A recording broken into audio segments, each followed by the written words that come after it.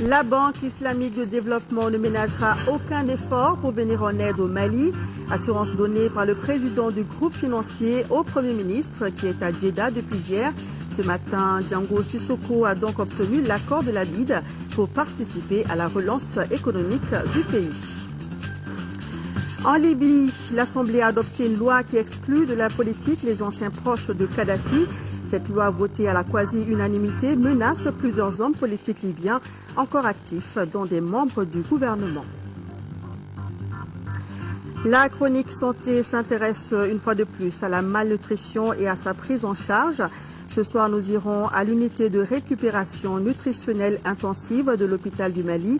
Notez que depuis septembre 2012, aucun décès d'enfants lié à la malnutrition n'a été enregistré à l'hôpital du Mali.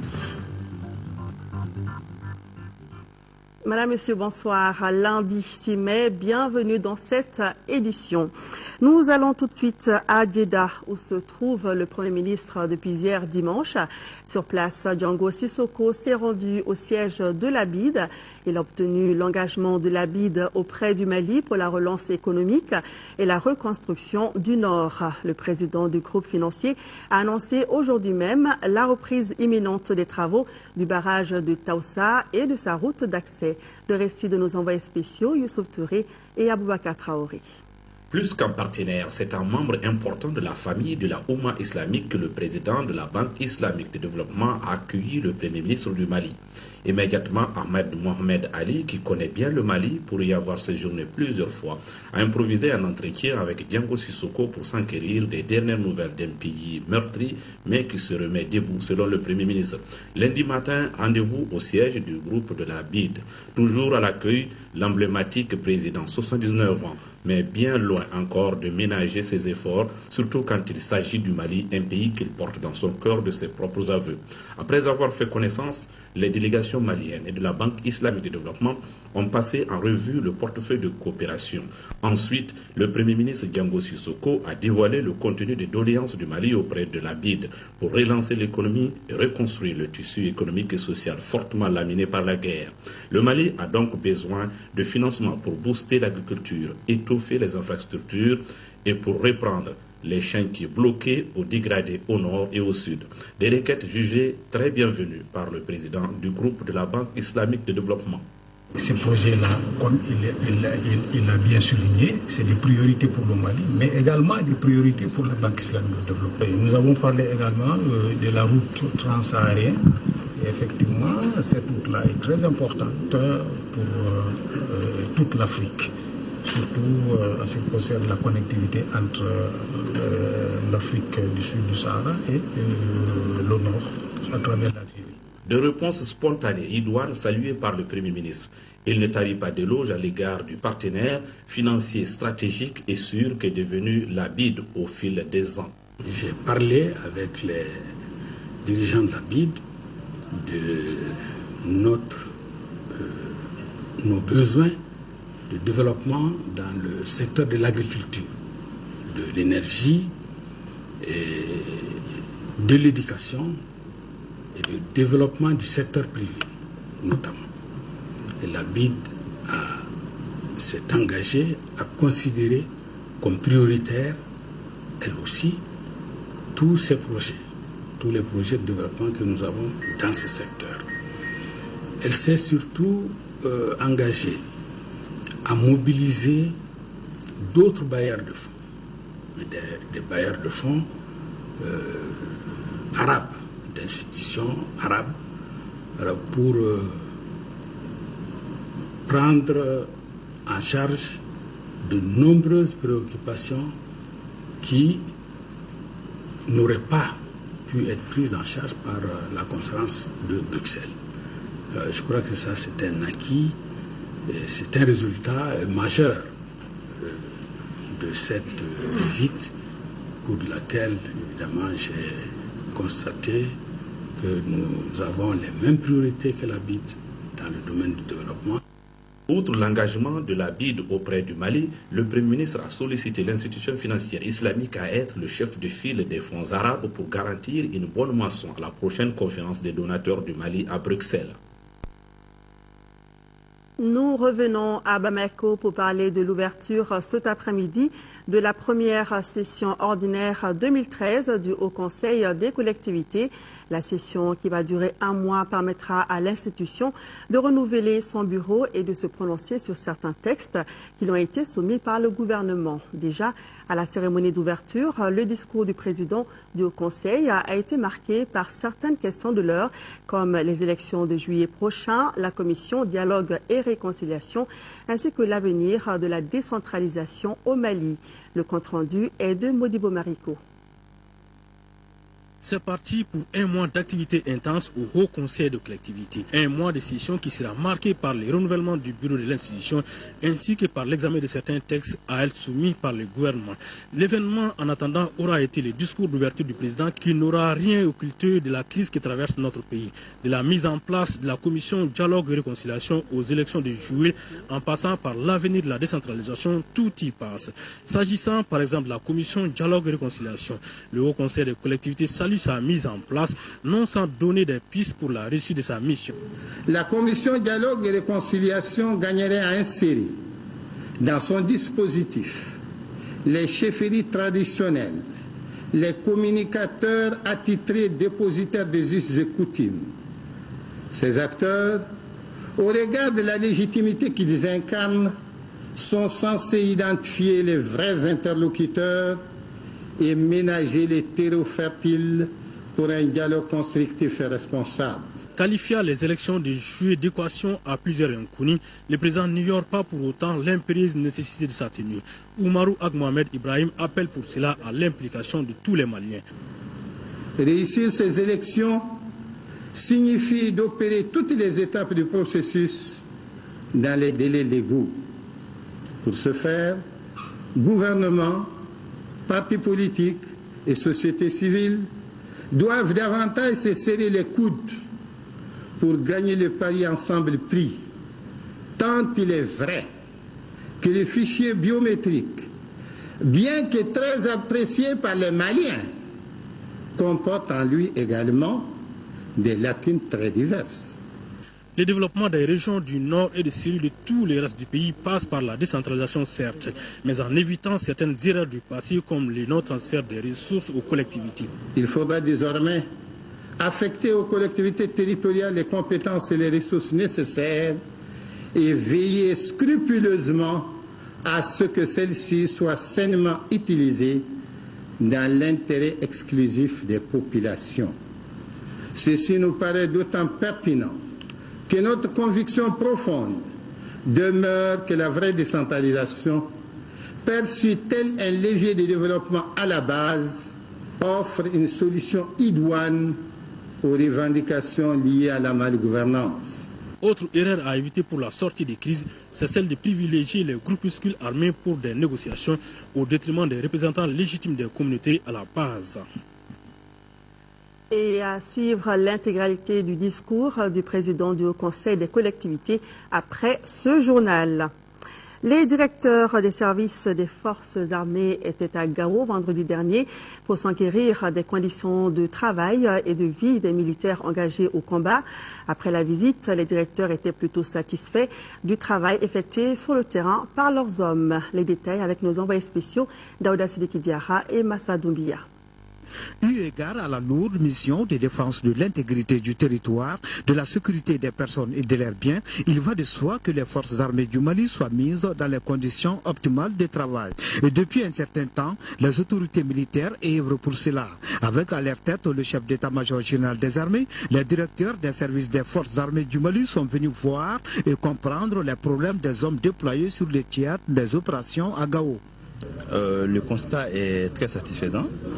J'étais venu pour constater et me rendre compte de l'état d'équipement de nos formations en véhicules roulants, en armement Et j'ai trouvé que le taux d'équipement de nos unités est largement suffisant pour relancer la mission de reconquête du territoire. Après une prise de contact avec le poste de commandement de l'opération Badenko, ponctuée d'une visite sur le terrain, les directeurs se sont fait une idée des problèmes quotidiens de leurs hommes. C'est donc dire qu'ils seront sûrement attentifs au traitement de toutes les questions qui leur sont soumises.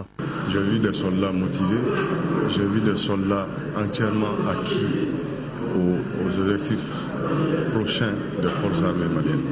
Donc, on dit un problème une fois identifié et à moitié résolu, nous allons mettre avec le soutien du politique les bouchées doubles pour qu'on soit au plus près d'eux en vue d'exister, en vue de durer et de mener à bien ces missions-là. Au niveau des transmissions, le constat n'est pas très différent. Nous avions un déficit matériel incroyablement élevé il y a juste 4 mois. Du matériel a été acquis. Comme vous le savez, les moyens de transmission, le matériel de transmission, c'est les moyens du commandement. Sans ces moyens, le commandement sur le terrain est pratiquement impossible. Restons à Gao, où le drapeau malien flotte de nouveau sur l'hôtel de ville. La mairie de la commune urbaine a repris du service depuis vendredi dernier dans le bâtiment annexe qui vient d'être rénové. Les travaux ont été réalisés sur fonds propres de la mairie. Le lancement des activités a enregistré la présence des autorités de Gao et des forces de défense. Le reportage de Driss Akoni. La reprise des activités de la mairie de Gao est un signe fort du retour de la paix dans la cité des Askia. Une mairie restée fermée pendant plus d'1 an. Cette même mairie avait été érigée en quartier général par le Moudjao au début de l'événement, ce qui a valu le bombardement des locaux infiltrés par des terroristes en fin février. Ils ont saccagé les locaux, tenté de s'accaparer les documents des services domanial et du cadastre de la ville de Gao. J'ai été vigilant. J'ai demandé personnellement à certains de mes conseillers de récupérer tous les documents des domaines et du cadastre qui sont tous sauvés, Dieu merci. Le Mali et les alliés ont libéré Gao. J'ai décidé, avec mes conseillers, de reprendre nos activités au plus grand bonheur de notre population. Le préfet de Gao a exhorté les populations à plus de collaboration avec les forces de défense tout au long des opérations. Pour que la sécurité, la sérénité soient à Gao, il va falloir que chacun de nous s'engage sincèrement, loyalement pour notre pays, pour notre cité. C'est à ce seul prix qu'on peut bouter le terrorisme hors de nos frontières. Les militaires ont joué leur partition. Il nous appartient aujourd'hui, nous, de jouer la nôtre. Les femmes du 2e quartier de Gao ont profité de la cérémonie pour remettre plus de 400 000 francs comme contribution à l'effort de guerre. Sur un tout autre domaine, la pêche se porte plutôt bien à Mopti, malgré quelques difficultés. C'est le constat fait par le ministre de l'Élevage et de la Pêche, qui a échangé ce dimanche avec les professionnels du secteur à Mopti. Mais avant, Diané Mariam Kone avait visité le marché à poissons et les services régionaux relevant de son département. Reportage de Mustapha Doumbia. C'est par le débarcadère de Mopti en construction et la direction du pas de pêche qu'a commencé cette visite de terrain du ministre de l'Élevage et de la Pêche. Ici, les travaux ont débuté en mai 2009 pour un délai de 10 mois. À 68% de taux de réalisation, ces travaux ont été interrompus pour un problème de marché. Le ministre et sa délégation se sont ensuite rendus au marché à poissons de Mopti pour s'imprégner des réalités de ce secteur. En ce qui concerne, en tout cas, le port de pêche de Mopti, nous allons prendre en charge les préoccupations.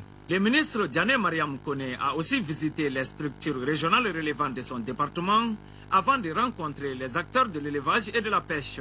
Les professionnels de ces secteurs ont évoqué des préoccupations relatives à la conservation du poisson, l'organisation des cadres de concertation pour la transhumance, l'ensablement du fleuve et la situation sécuritaire. Il faut reconnaître qu'il y a quelques problèmes et nous venons de discuter tout à l'heure de ces problèmes et nous espérons ensemble on trouverait la solution. Le ministre de l'élevage et de la pêche a aussi échangé avec le conseil communal sur la gestion du port de pêche de Mopti. Ici à Bamako, l'Institut national de prévoyance sociale a tenu ce matin la première et la deuxième session de son conseil d'administration. La première était consacrée à l'assurance maladie obligatoire et la seconde était relative au budget 2013.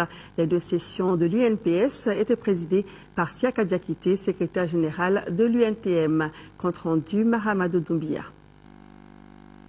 Essentiellement consacrée à l'assurance maladie obligatoire, cette première session de l'année 2013 et globalement la 70e examinera le rapport d'activité du directeur général de l'INPS sur l'assurance maladie obligatoire au titre de l'exercice 2012, le budget rectificatif de 2012 de l'AMO. Au 31 décembre 2012, la situation des immatriculations à l'AMO était de 32 210 assurés principaux et 13 571 ayant droit. Sur la même période, l'INPS a encaissé 18 milliards 593 millions 337 729 francs CFA de cotisation sur une prévision de 22 milliards 469 millions 274 853 francs CFA, soit et un taux de réalisation de 82,75%. L'assurance maladie obligatoire compte encore plusieurs milliers de non-adhérents. Ainsi, au 31 décembre 2012, 34 739 travailleurs non-adhérents relevant des secteurs de l'administration, des banques et assurances et des mines ont été enregistrés, soit un manque à gagner de plus de 17 milliards au 31 décembre 2012. En second lieu, s'est tenue la 71e session du conseil d'administration de l'INPS, la deuxième de l'année en cours consacrée essentiellement au budget 2013 et au rapport d'activité 2012 du directeur général de l'Institut. Le budget pour l'année 2013 est arrêté en recettes à 93 milliards 209 millions 205 738 francs CFA et en dépenses à 82 milliards 854 millions 781 938 francs CFA, avec un excédent prévisionnel de 10 milliards 354 millions 423 800 francs CFA. Le président du conseil d'administration s'est félicité de la maîtrise des dépenses, ce qui permettra de faire face aux dépenses d'équipement, à l'amélioration des conditions de travail et d'un plan de développement informatique.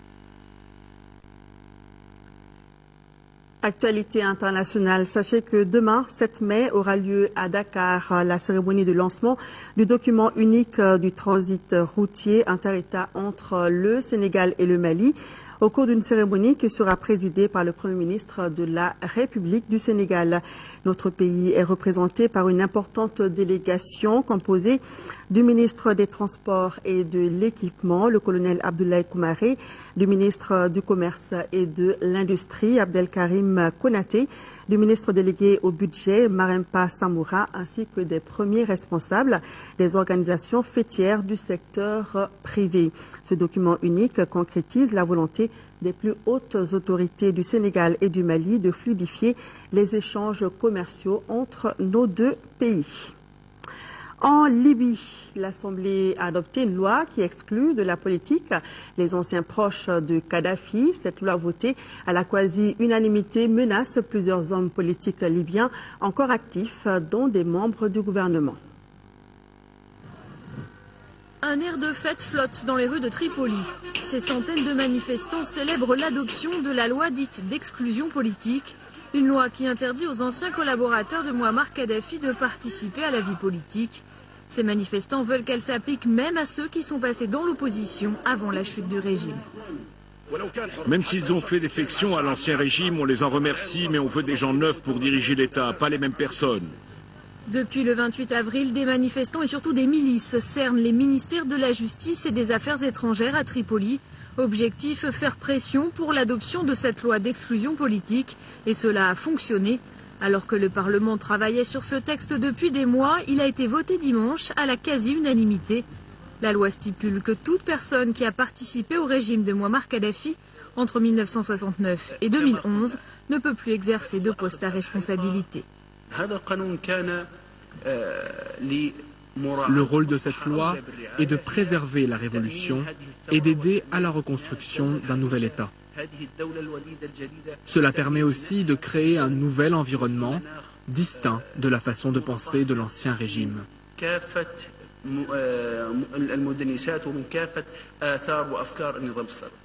Une commission sera chargée d'appliquer la nouvelle loi. Ce ne sera pas simple, car en pratique, cette législation pourrait écarter de la scène politique bon nombre de responsables actuels, des députés, des ministres et même le Premier ministre Ali Zeidan. Les milices réclament désormais sa démission. Et lundi matin, à Tripoli, une partie d'entre elles maintenait le siège des ministères.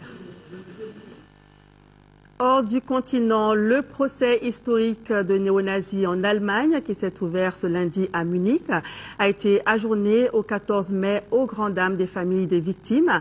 Le procès de Beate Schäpe, seule survivante d'un groupe néo-nazi soupçonné de 10 assassinats, devrait permettre la discussion sur le problème du racisme en Allemagne. 600 témoins et plus de 2 ans d'audience pour un procès hors norme qui s'ouvre ce lundi à Munich. Sur le banc des accusés, Beate Schäpe, présentée par la presse allemande comme l'incarnation du mal.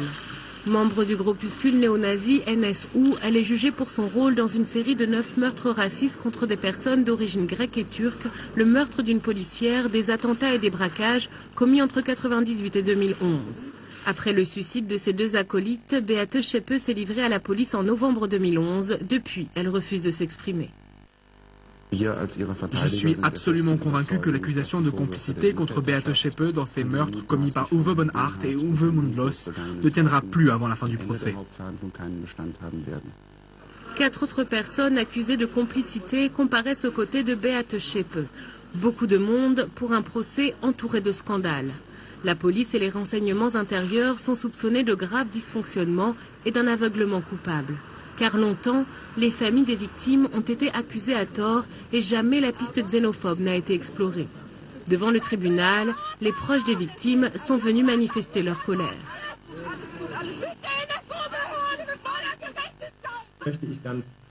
Nos clients attendent des clarifications. C'est pourquoi je veux pousser dans leur retranchement certains hommes politiques et certains médias qui disent que les erreurs commises par l'État dans cette enquête n'ont pas leur place dans ce procès.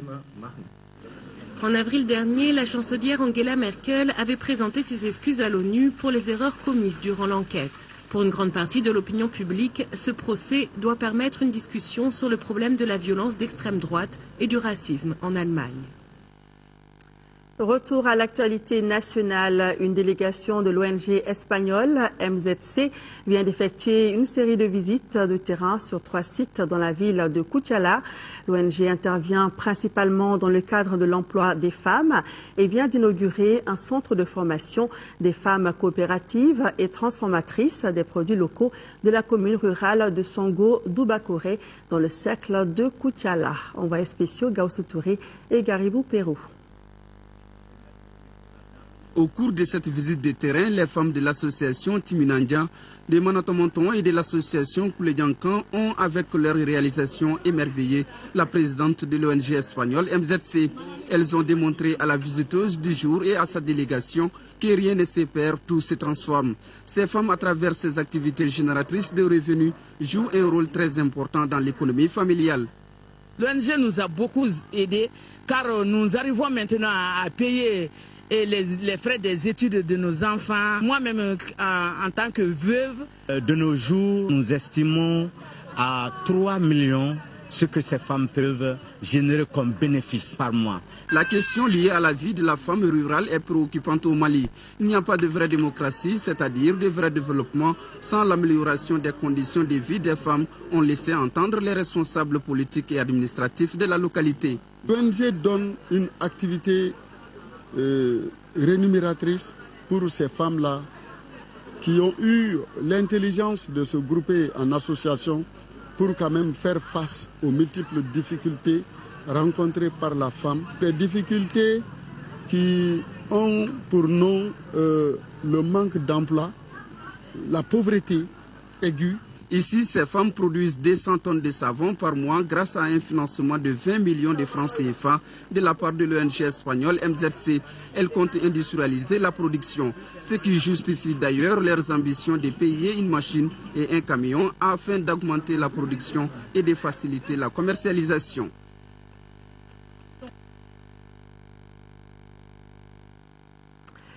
Voilà, culture, le 7e numéro du café littéraire Kalankanou, où l'amour de l'apprentissage a été présenté ce week-end à Kati. C'est l'œuvre de l'écrivain malien Sérafili Django, intitulée « Il pleut sur le Nord » qui a servi de support à l'initiative. Le texte fait la genèse des événements qu'a connu notre pays depuis plus d'un an, avec une mise en scène des élèves de l'école Tiwara de Kati Koko. Reportage de Nouhoum Sissoko. L'intégrité et la laïcité de notre pays ne sont pas négociables. Le Nord, ce n'est pas le Kosovo. Le Nord, c'est le Nord. Le Kosovo, c'est la montagne et la neige. C'est normal, il faut le dire. Le choix du thème « Il pleut sur le Nord » est révélateur.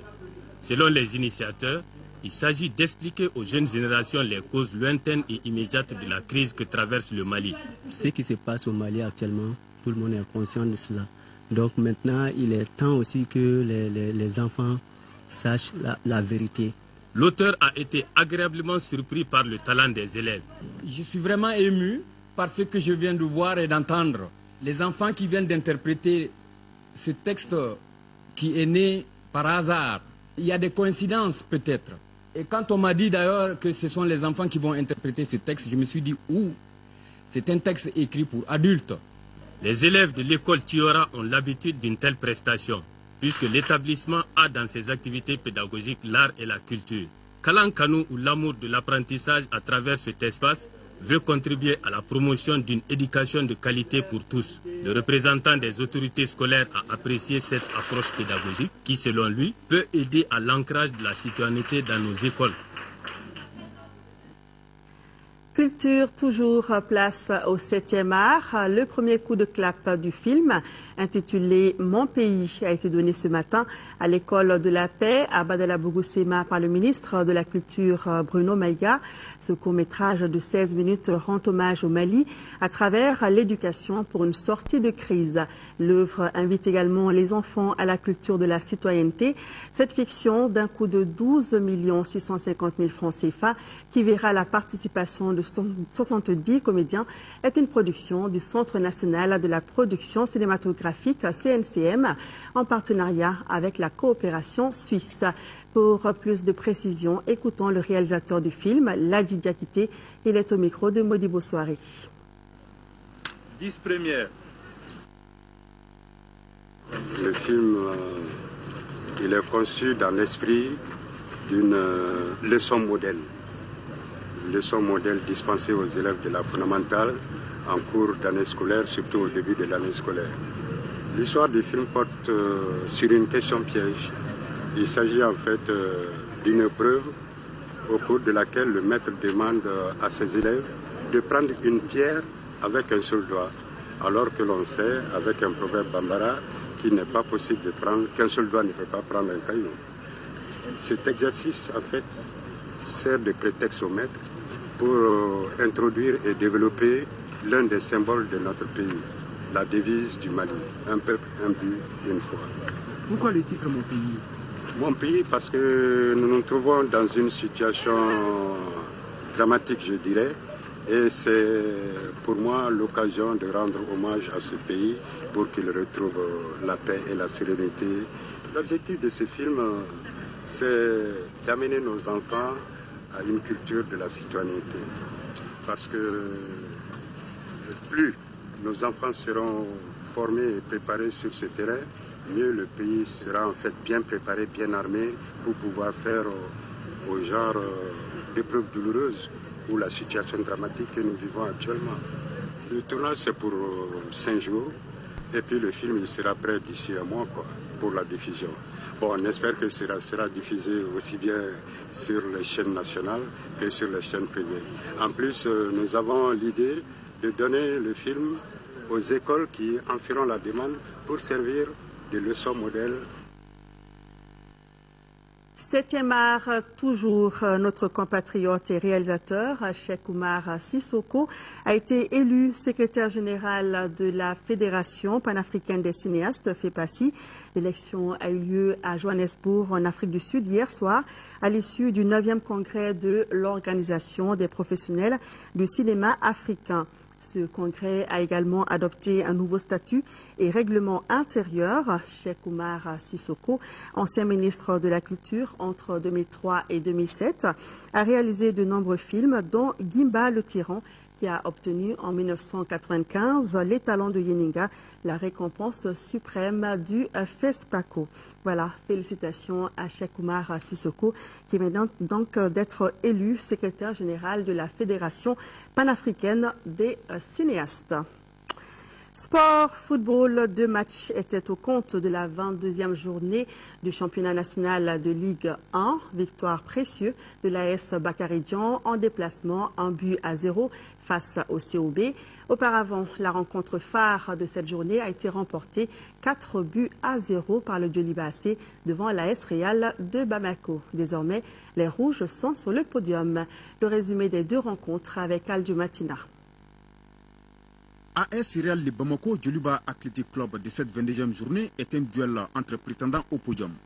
Mais une victoire des Scorpions compromettrait les ambitions des Rouges de Bamako. C'est pourquoi, après l'entame, l'équipe de Hermakono n'a pas tardé à afficher sa volonté dès la 5e minute. Vous avez parfaitement vu, Khalifa.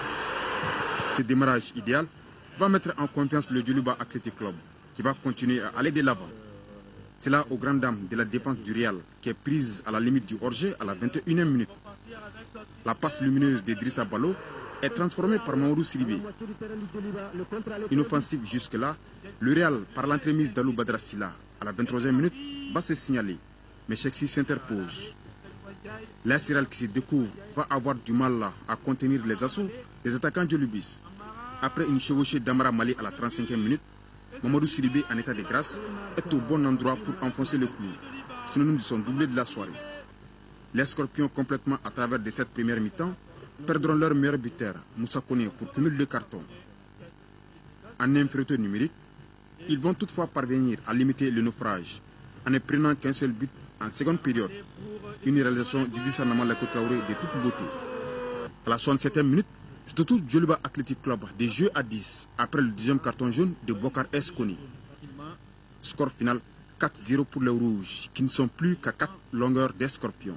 Le Djoliba AC, qui n'était plus sur le podium depuis la 10e journée, est désormais 3e, puisque le club olympique de Bamako, qui occupait cette place, n'a pu faire mieux qu'une défaite 1-0 contre l'AS Bakaridjan.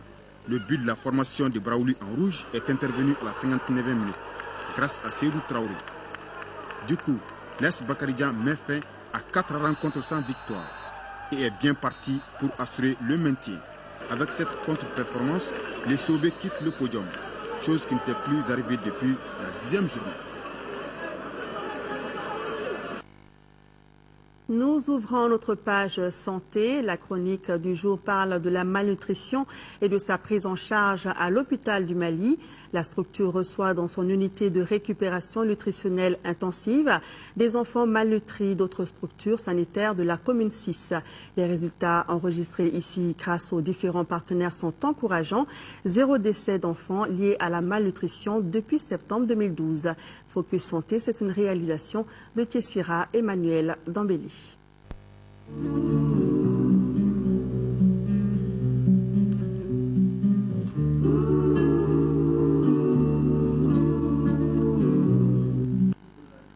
En En service de pédiatrie de l'hôpital du Mali, la vigilance s'est accrue autour des enfants souffrant de malnutrition. La convergence des partenaires comme l'UNICEF, le PAM et Action contre la faim renforce les efforts du ministère de la Santé.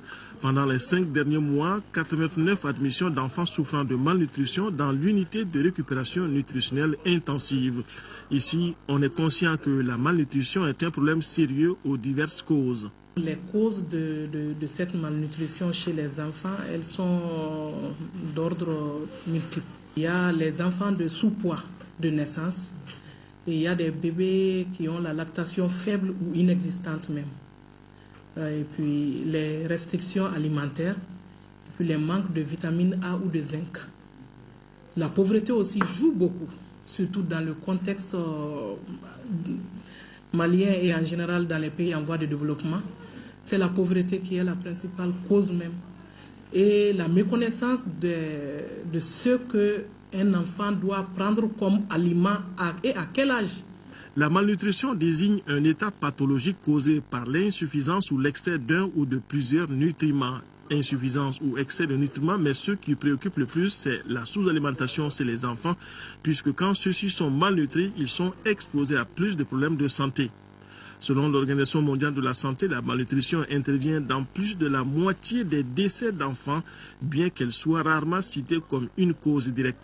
Selon une enquête de juillet 2012, la malnutrition est bel et bien présente à Bamako, donc en commune 6. On a fait une enquête sur la SMART pour évaluer le taux, la prévalence de la malnutrition au niveau de la commune 6. Et en juillet, cette enquête a été faite et l'enquête avait révélé que la prévalence de la malnutrition au niveau de la commune 6 est de l'ordre de 10,3%, qui dépasse un peu largement le seuil d'alerte que l'OMS recommande qui est à 10. Donc c'est pour vous dire qu'en milieu urbain, à Bamako, la malnutrition c'est une réalité, ça existe. Et que nous sensibilisons la population.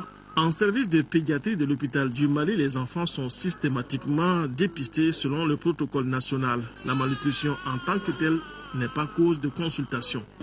Aucune maman ne nous vient en consultation uniquement ayant déjà l'idée que mon enfant est malnutri. Non, ils viennent pour autre pathologie. Et nous, en consultation externe, systématiquement, nous dépistons tous les enfants qui nous viennent. Donc, c'est de là qu'on a des enfants malnutris. Et on les hospitalise, par exemple, quand il y a la malnutrition aiguë sévère, et ils sont hospitalisés en urénie. Et la prise en charge, elle est là parce qu'ils ont besoin des intrants qui ne sont disponibles qu'à l'hôpital, qui ne sortent pas de l'hôpital. Mais l'arbre ne devrait pas cacher la forêt. Les ressources humaines sont disponibles, les intrants aussi pour la prise en charge. Mais les pédiatres aimeraient bien ne pas hospitaliser les malnutris avec complications avec les autres enfants. Une séparation qui reste une grande aspiration chez les chargés de lutte contre la malnutrition dans la plupart des urénies du Mali.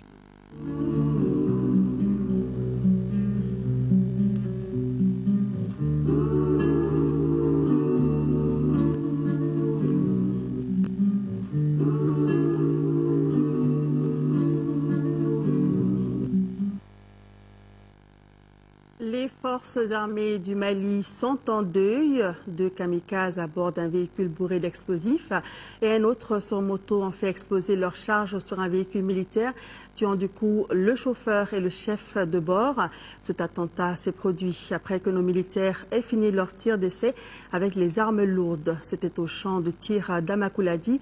Le brigadier Bézo André Koné et le MDL chef Boubacar Traoré ont été inhumés ce dimanche après-midi à Gao en présence d'une foule nombreuse. Reportage de Daouda Sidiki Diara.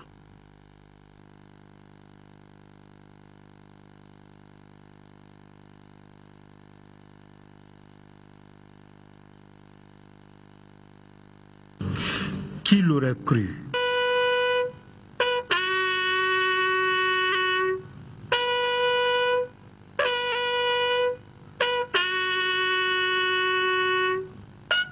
Le maréchal des logis chef Boubacar Traoré, alias Takala, et le brigadier Bezo André Kone étaient en mission commandée ce samedi à Amapoladji. Après avoir essayé leurs armes avec succès dans ce champ de tir, à 45 km environ de Gao, nos deux militaires s'apprêtaient à regagner Gao en début d'après-midi avec leurs camarades.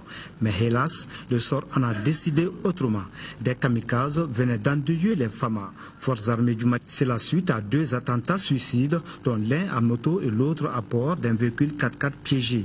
Les autorités administratives de Gao, la MISMON, les forces fédérales ainsi que les forces maliennes leur ont rendu un dernier hommage au camp numéro 2 de Gao. Selon le lieutenant Adama Bilal Maïga, commandant la 135e BA, le MDL chef Boubacar Traoré était un bon sous-officier, discipliné, courageux et travailleur, ce qui lui a valu la médaille commémorative de campagne et les autres formations des références dues à son rang. Quant au brigadier Bezo André, il a toujours donné le meilleur de lui-même partout où il a servi. C'est pourquoi il a été nommé à titre exceptionnel au grade de brigadier.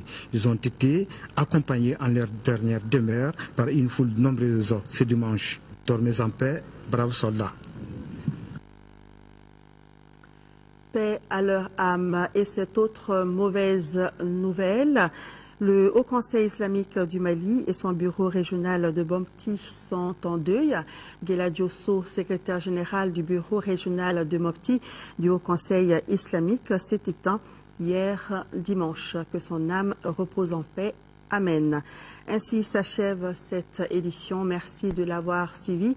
Bonne suite de programme sur l'ORTM et à demain.